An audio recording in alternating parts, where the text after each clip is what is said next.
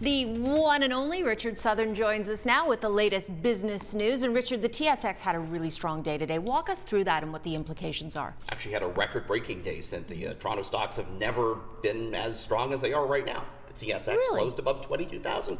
Yeah, you know, we started the year on a down note, Cynthia.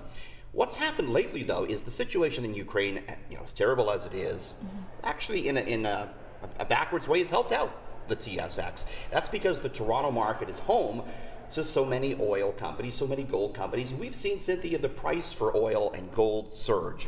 In fact, just today, oil rallied again. It was up some 7%.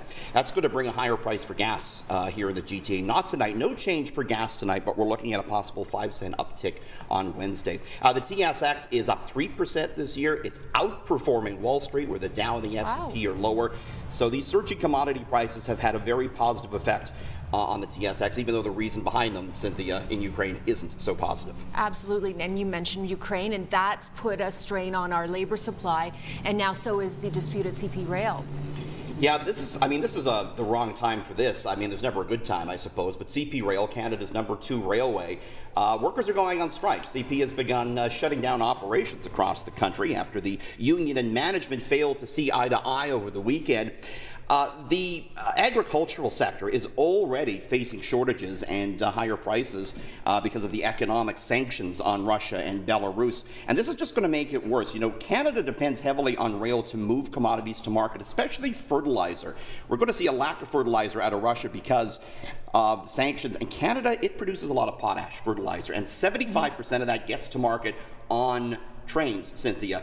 And we are only 4 to 6 weeks away in Canada from farmers putting seeds in the ground. Right. It's going to be sooner than that in the United States. And we now, because of the strike and because of the situation in Western Europe, might be facing a shortage of fertilizer. So it's not great. Not great news. Okay, now we're going to switch to entertaining topics, but binge watching could be causing a lot of havoc to the environment, which say it ain't so, Richard, because we've been all sitting at home the last 2 years binge watching on Netflix.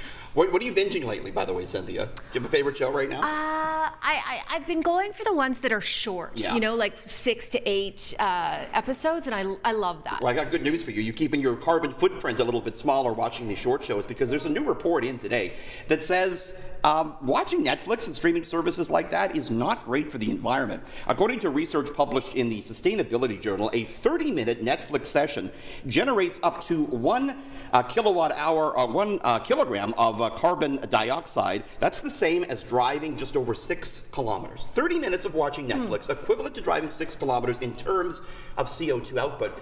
It's because so much electricity is used. They say one hour of watching Netflix is the same as your kettle boiling for 3 months straight.